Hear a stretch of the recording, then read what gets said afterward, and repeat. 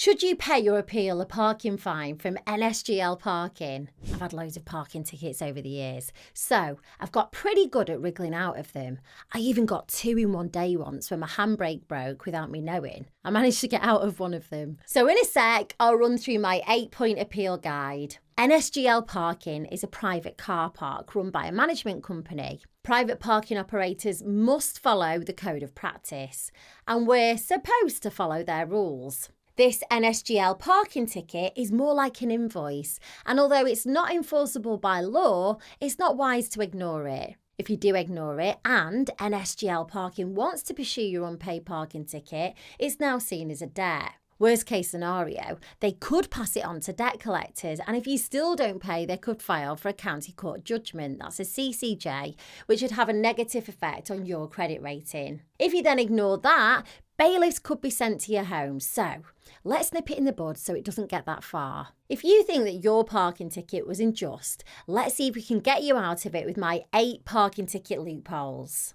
Maybe you parked correctly in the right bay and the car park signs or bay markings weren't visible. Take loads of photos as evidence. You could appeal the fine because NSGL Parking didn't provide clear signage or markings, making it impossible for you to know where to park. You received the NSGL parking charge notice over 14 days after you parked a vehicle in the private car park. According to the code of practice, parking operators must send a PCN within 14 days of the parking offence. If they don't, it's grounds for appeal. The operator gave you a parking charge notice over £100. NSGL Parking can only charge more than £100 if they can prove that the parking offence you committed costs them money. If they can't provide evidence, you can appeal the fine. You weren't driving at the time the parking charge notice was given. If you weren't driving the vehicle at the time, provide them with proof and you could appeal the fine. You were unable to get back to your car due to a disability, had a young child with you,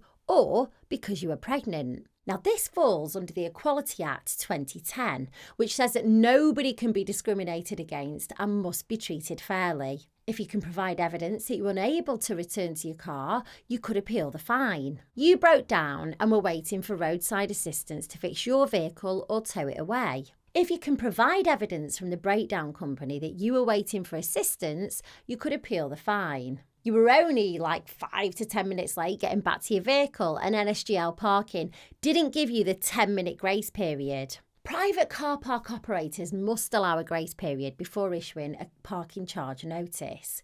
If you can provide evidence that you were only a few minutes late and the operator didn't give you the grace period, you could appeal the fine. If you're still unsure, it might be wise to talk through your parking fine with an online solicitor like JustAnswer. They offer a £5 trial and it could save you a lot of time and money if you don't have to pay for your ticket. Ask them on the online chat about your NSGL parking ticket predicament and they should be able to shed some light for you. I'll leave a link below the video, and if you use it, you'll be supporting Thrifty Family, so thanks.